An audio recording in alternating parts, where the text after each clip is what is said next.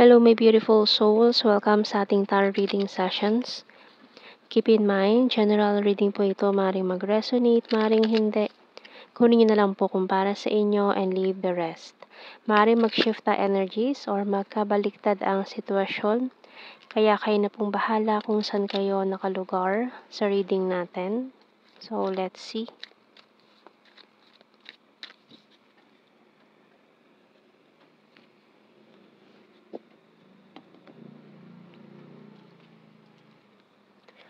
The Empress and the Temperance. Ooh. So, Libra and Sagittarius energy yan.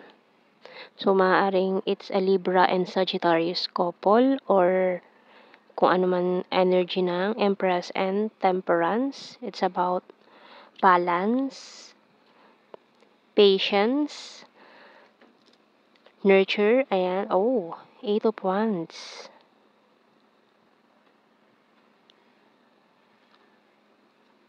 And the Page of Cups. Lovers. Wow. And the 10 of Wands.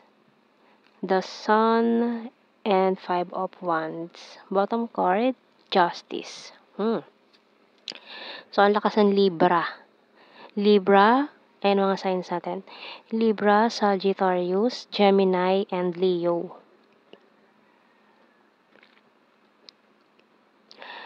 So, ang lakas ng dito, twin flame energy. So, dahil hindi na tayo nakakapag-reading ng twin flame reading, so, ayan. Kasi ang lakas ng twin flame energy dito. Ayan, ayaw umano. So, ayan na, twin flame reading natin to. Dahil sa ang lakas ng energy ng twin flame dyan. So, ayan, tingnan natin.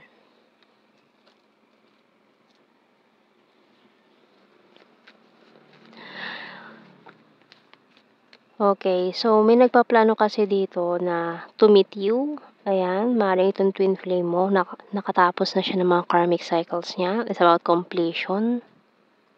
And offering you this cup of love with a Page of Cups. So, itong mga conflicts na to, gusto niya na itong gawa ng paraan, resolbahan. With this 8 of Wands, parang unexpected tong mangyayari dito. Yung tipong kung kailan hindi mo inaasahan or gugulatin ka na lang niya.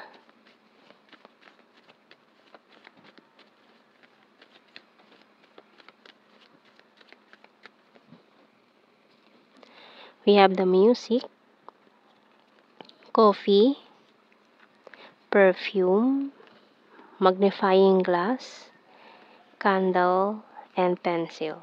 Okay. Bottom card is broom.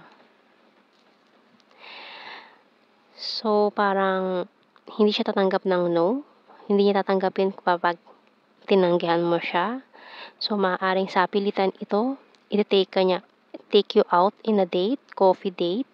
Tapos may mga, yung romantic music. And,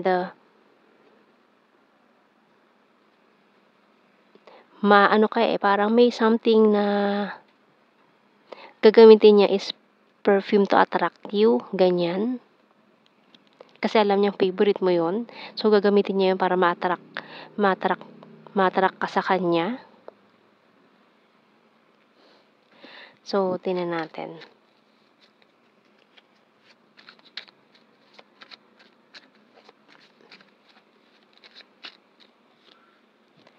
Tired and need rest.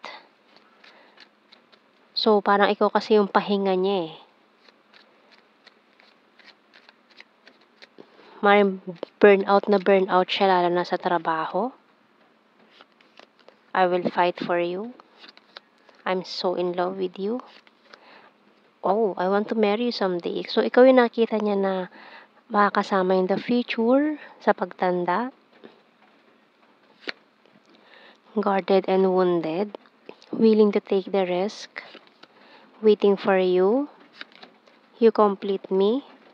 And I want to see you this week. And surprise visit to. So, tingnan natin. I knew exactly what I was doing. I know that I crossed the line with you. I wonder if you're happy without me. I know I messed up everything. So, alam niya aminado naman siya. Nasabotahe niya tong connection na to or nasira niya. Pero with this pencil, gusto niyang ayusin lahat yung mga pagkakamali niya, mistakes na ito na nagawa niya. You were the best thing in my life. You came closer than anyone. I regret lying to you. And I lost myself for a little while. Bottom card, I'm so attracted to you. Ayan, no? So, kasi, gusto niyang gawan to ng gagawin niya lahat para lang maibalik niya yung attraction na yun between the both of you. So, tingnan natin sa initials. My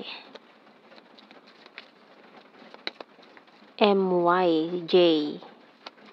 Siguro may mga nagtawagan ng mine or ayan, mine. Na mine ka na niya. Ganun. AX I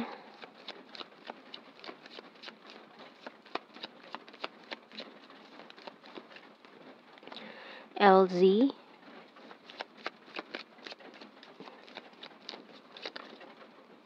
letter R K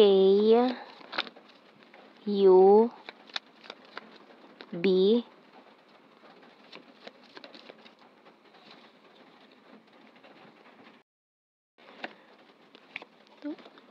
H and E. Reaction. So, letter P bottom. And tingnan natin. We have, destiny. So, ang lakas ng attraction, ha? And, ayan, regret. So, there's a lot of regret na nagsisisi siya na mas pinili niya yung karmic partner over you na kanyang twin flame. So, tingnan natin general signs and messages. Pero bago yan, message na archangels, bago natin makalimutan. Okay, divine order. Oy, by Archangel Raguel. Everything is how it needs to be right now. Look past the illusion and see underlying order. So, ayan o, napupunta na sa mga dapat nilang kalagyan, yung mga bagay-bagay. So, kung kayo talaga. Kasi kung it's in the divine order, mangyayari or babalik kayo sa isa't isa. Lalo na twin flame reading to, ayan. So, tingnan natin. So, ayaw pa niyang ipaalam sana to. Kasi gusto niya nga surprise. Pero, ayan. May hint tayo dyan weekend or kapag naka-leave or off, day off, ganyan.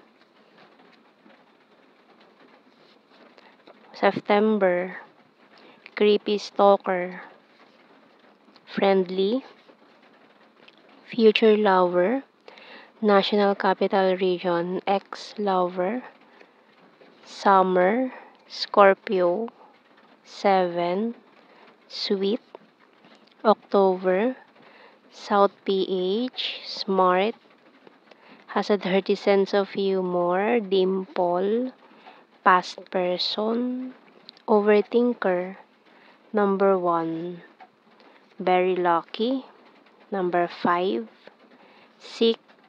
Amazing.